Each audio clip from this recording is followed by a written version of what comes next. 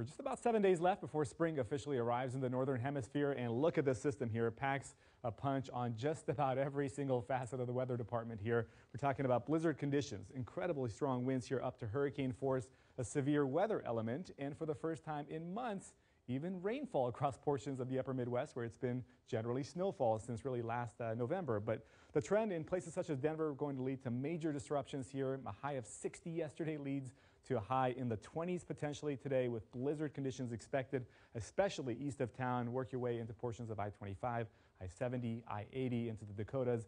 Whiteout conditions possible, certainly going to be a dangerous day to be on the roads across these regions.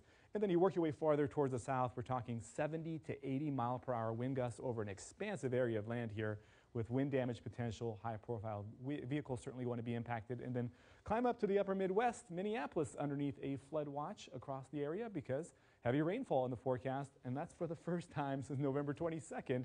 That's Thanksgiving weekend if you're keeping track. So yes, warmer weather, but comes with it a little problems across that region. And severe weather even in places such as Memphis out towards Jackson, Mississippi, with straight line winds by this afternoon. The middle 70s, what we expect across portions of the south, 58 degrees in Chicago. That would be the warmest temps that we've seen since early November as well. But all of this, frankly, is very short-lived here as the bottom drops out going into early next week. Temps dipping back down below average as we go into early next week. I'm meteorologist Pedram Javaheri from the CNN Weather Center.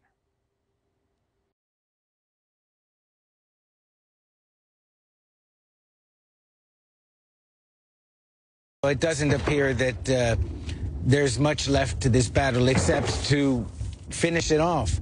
Now, what's significant about what we're hearing at the moment, there's a lot of small arms fire, which would indicate that after basically all night long, artillery, mortar rounds slamming into this encampment behind me, airstrikes just a little while ago behind me, that the troops are going in to perhaps finally clear up this camp that is small.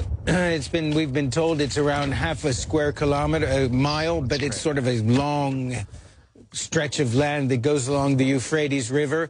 On the other side of the river, of course, is the Syrian regime itself, which occasionally lobs artillery rounds into the encampment as well. John? Oops. We have a situation that, you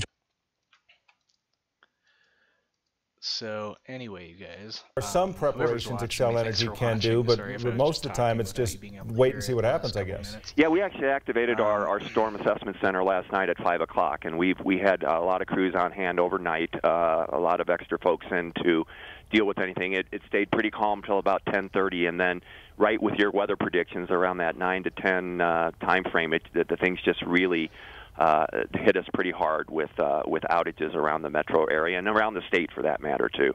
And so we have the crews in, we have them ready to go. It's an assessment and response and recovery mode right now. We'll be doing that throughout the evening. What do the next couple days look like for you? This is a fast-moving storm. It arrives this morning and then it's wrapping up in the middle of the night. Will the next several weeks be difficult in terms of your repairs? Would not think so.